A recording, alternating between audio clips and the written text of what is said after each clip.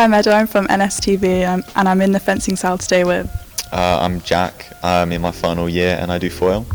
I'm Holly. I'm also in my final year and I do foil and sabre at uni. Ed. James. And what type of fencing do you do in this salle? I do épée mainly. So do I. Beatrice. Nice to meet you. So what do you do in the fencing salle? I do sabre. I'm a sabre. And I fence around 2 to 5 times a week. Tim. So Tim, what do you do? So I fence sabre for the University of Nottingham. Sabre is probably the fastest weapon in fencing. It's very fast paced, and we, instead of hitting with a point, we hit with a cutting edge. The target area is just the torso and including the head, so you can actually hit people in the head, which is quite fun. Yeah. And there are 3 types of fencing, aren't there? What's the difference between sabre, foil and épée? So yeah, sabre is probably the quickest and it works on priority, so whoever attacks first gains priority in general. And then you've got, and it uses the long part of it uses the whole sword to gain point. Then you got foil, which also works on priority, but it uses the point of the blade to get points, and in foil the target area is only the bust. And then you got épée, which is full body, is a point, can be a point, and they also use the point, but they don't work on priority, which means whoever gets attack. It can be 2 lights, so that means people can attack at the same time and get the point at the same time, which cannot happen in foil and sabre. And why did you choose to come to the University of Nottingham for fencing? Well, firstly, we are the best. We topped the Bucks points table last year, men's won the championship, but also we have so many good people here, so many international athletes, the best training facilities you can get in university fencing, the best support, the best coaching. Is it like the hub for fencing, would you say, university-wise? It's kind of becoming that way a little bit, especially for épée. I think a lot of youngsters choose to at least look at coming here, if not do come here. We do face a bit of competition from a couple of other unis, but yeah, there is a big hub here. I mean, the club's growing more and more. 60 plus members and another 20 beginners on top of that is huge. And why did you decide to come to this university as well? I think Ed put it best really, the opportunities on offer really. It's just whatever you want to make of it, you come here and you get what you deserve really. And you're both team captains this year, and you both were last year as well. How did you get that role?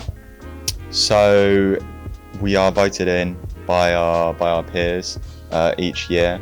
So thankfully we've been taking the role for 2 years. Let's go. Yeah. And what obligations do you have as a team captain?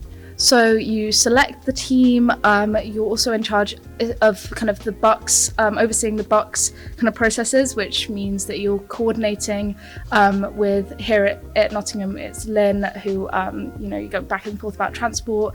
You also pick the teams, and on the women's side, things are less changeable, but I know on the men's, there may be more choice and the teams might change quite significantly throughout the year. And what's your favourite memory from these Bucks matches at university? Oh, favourite memory. I would say, although we lost, the entire experience of Big Bucks Wednesday last year was incredible. Going from bitter heartbreak and a mild concussion after my match to watching the men's ones turn over Durham, win our first ever championship and winning it so close was just fantastic. Same memory for me really, a bit of a different personal experience. It was a good day for me personally, but obviously highs and lows of the team. And then watching the M1s win their championship was a brilliant experience. Can anybody get involved at the start of the year to get onto the team? Yeah, absolutely. 100%. Every year we've got a really good influx of beginners. I'm not really sure the numbers, but we could be looking around 30, 40 every year. So come down to events at the start of the year. We've got people who started at university and have made it into university teams. So there is really a clear pathway of progression where people can compete. And we also we tend to have Bucks teams like all the way down, you know, like all, through the experiences. So you have kind of the women's thirds, and then you've got the men's fourths, and we try to have kind of the kind of more relaxed environment, and then people can get a sense of what it's like competing as well. It's really important. So what's your experience been like at the University of Nottingham fencing? So training is really fun. We train sort of upwards of 3 times a week, which makes it quite intense. So you have to make sure you keep on top of your studies as well as the fencing. And then Bucks matches, we do generally sort of 1 every week or every 2 weeks. And it's really good fun, competitive. We fence against other universities in teams of 9, so 3 people per weapon.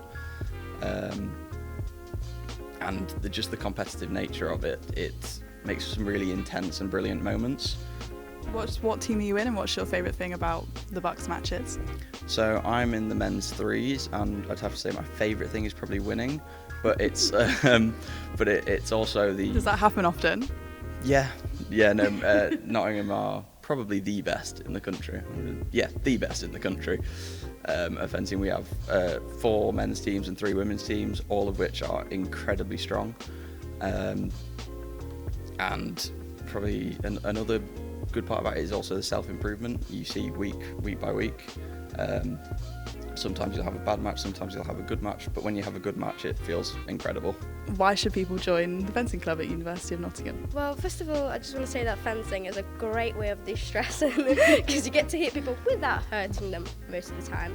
So that's one of the pros. It gets you to have a bit of like free mind without having to think about your academics. And second of all, society is really good, people are really nice, and you can find some great friends. That's good. And one final question, silly question. If you could fence anyone in the world, who would it be and why? Probably Filippa Macchi, Olympic silver medalist this year, Italian, very nice fencer. Well, I'm going to say Boris Johnson because I do see. You can't make it political. Well, maybe it's personal. No, if it's just a fencer, that I don't know. There are some really cool fencers. I think that there's this Japanese fencer, Azuma, who kind of hops around and looks like she weighs nothing, like a feather. I think it'd be really cool to fence her. Probably a bit sad on my part, but that would be really cool. I think for me, it would have to be, apart from James Gowan, Taron Edgerton, because I just really want to meet him. Oh, how sweet. It would be for me our good old coach Miroslav. Oh, that's a difficult one. Probably Oh Sang-gook, who's the recent Olympic gold medalist, and yeah, I just want to see what he can do. He's just insane. As my older super mate said, Oh Sang-gook, he is incredible. Otherwise, I cannot remember his name, but he's really good. American fencer who's really young. He's the new prodigy of America, and he's just the best thing I've ever seen, to be fair. That's all.